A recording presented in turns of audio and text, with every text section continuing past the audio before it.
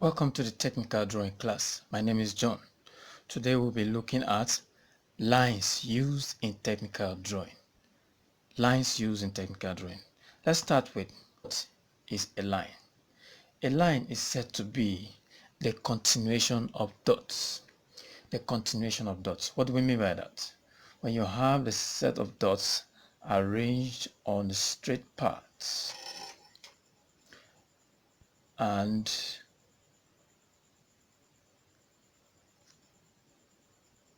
you stand at the end or the beginning of the line, the dots that have been drawn or mapped up on the line on the paper, then you view in this direction or you view from this direction, what you are going to see is a straight line that have been formed as a result of the view that will be given from the arrangement of dots. So a line is said to be the continuation of dots. What are the types of lines that we have make use of in technical drawing? The first one we look at on the types of lines, we have the thick continuous line. The thick continuous line. The thick continuous line is a long stretch of line with a very thick texture. Very thick texture. Yeah, thick as this. The thick continuous line is used to show visible outline of an object or the visible edge of an object. For example, I put up a drawing of a box here in an isometric view showing the edge of the object.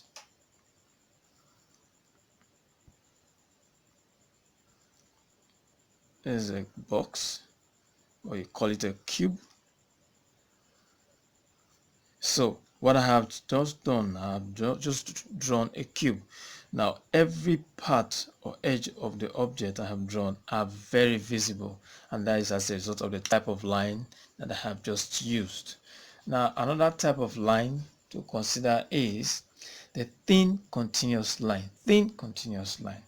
The thin continuous line is drawn on a straight stretch but with a very light texture.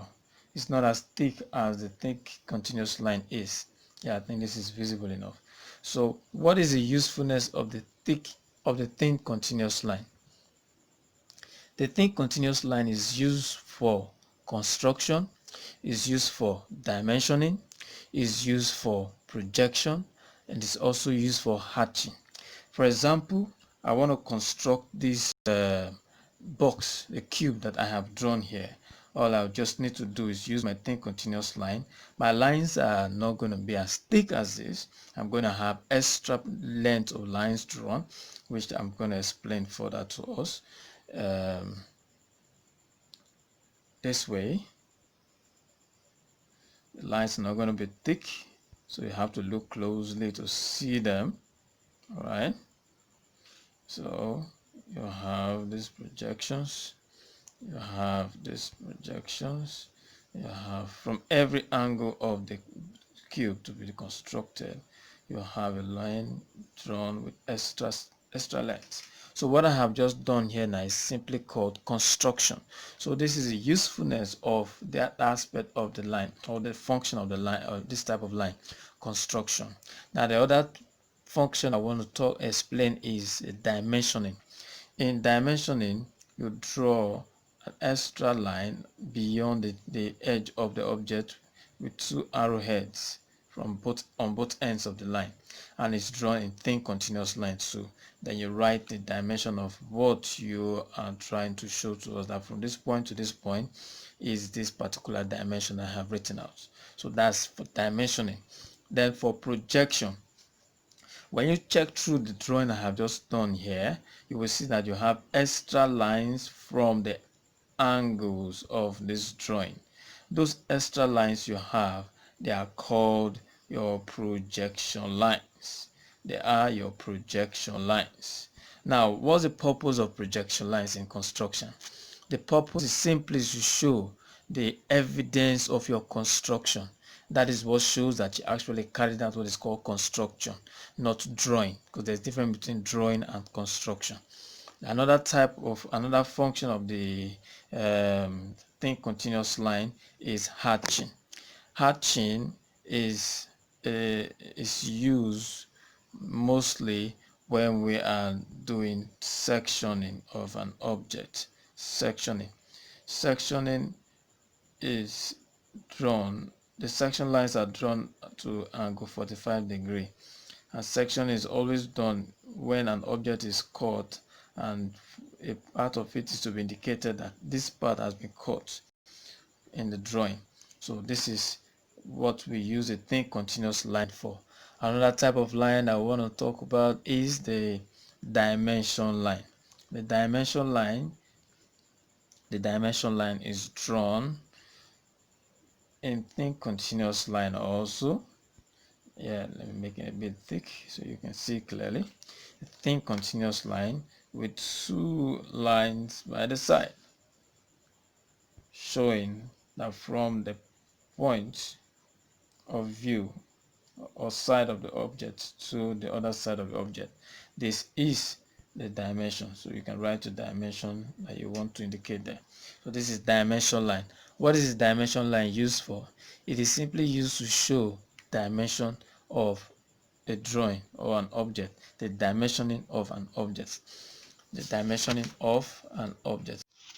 So other type of lines I want to talk about are, we have the broken line, or we call it short dashes.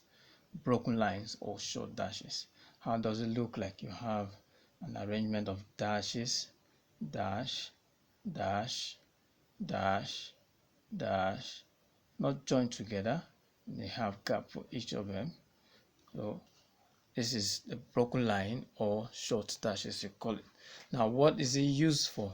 It is used to show hidden details or the hidden view of an object.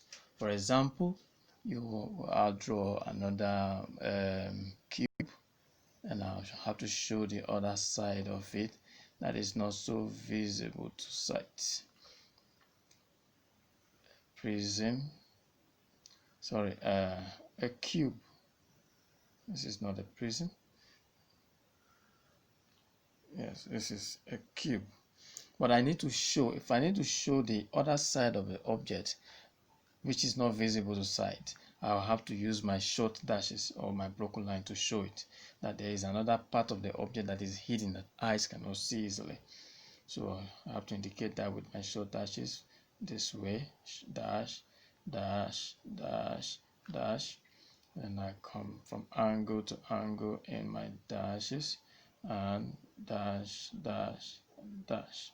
So this shows that there is another part of the object which eyes cannot see, but indicated using the broken lines. Another line is a thin long chain. Thin long chain. A thin long chain is drawn in broken lines too, or a longer broken line with a thinner texture of the pencil of the line, like you're drawing a thin continuous line, a short dash, a long dash, a short dash, and a long dash. I think that's visible enough. Yes.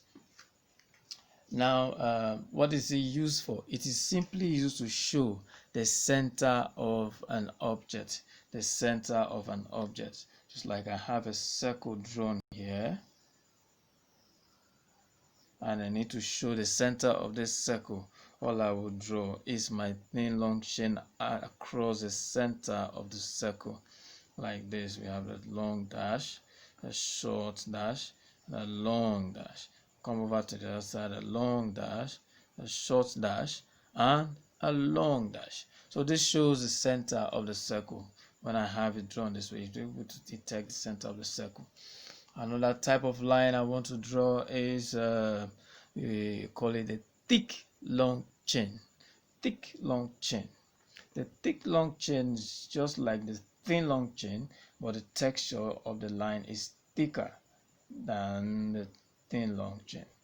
You have a long dash and a short dash, a long dash, and a short dash and a long dash. Yes, you can see the texture of the two lines. The one is thicker than the other.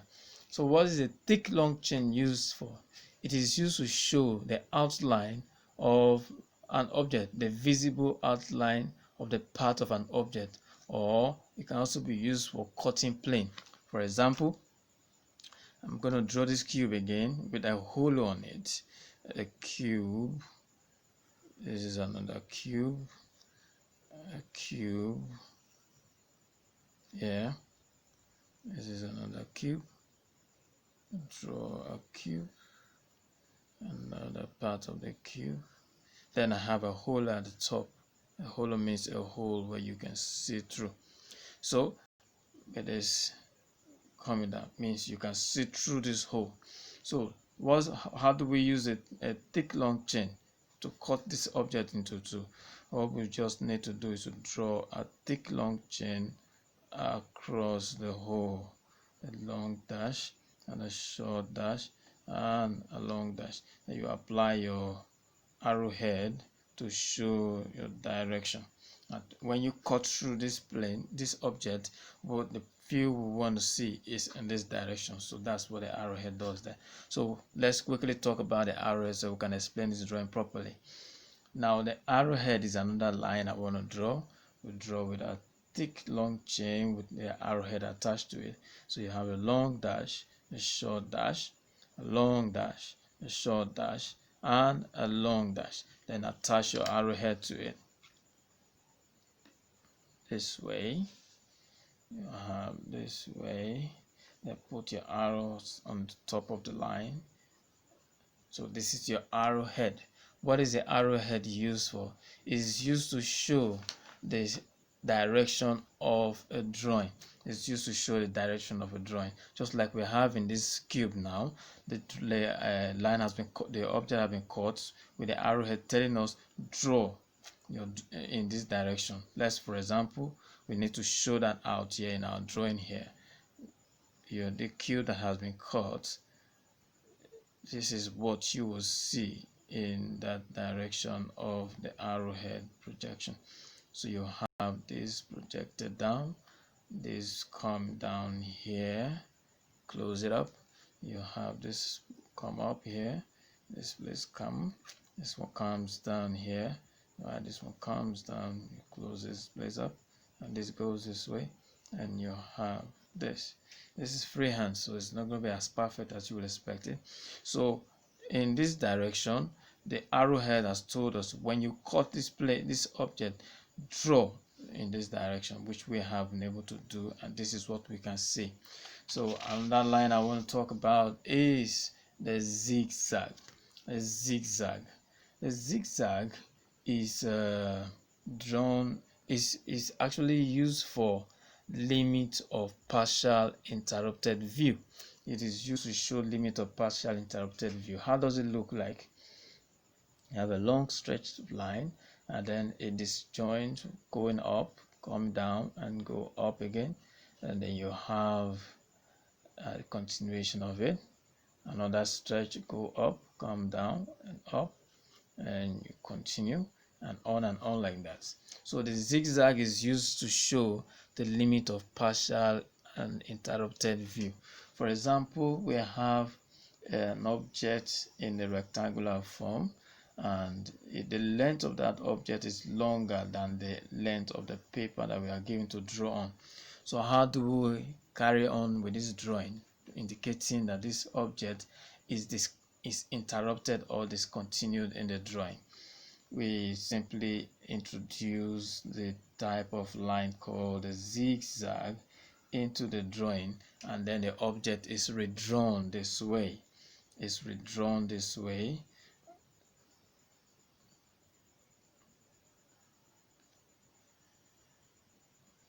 Then showing the zigzag in the drawing, telling us that this object is not complete, it's not full in the drawing, but it has been interrupted or disrupted or caught at a particular point. So these are basically the type of lines that you need to work with in technical drawing for you to be able to have good drawings done in Tinkercad drawing.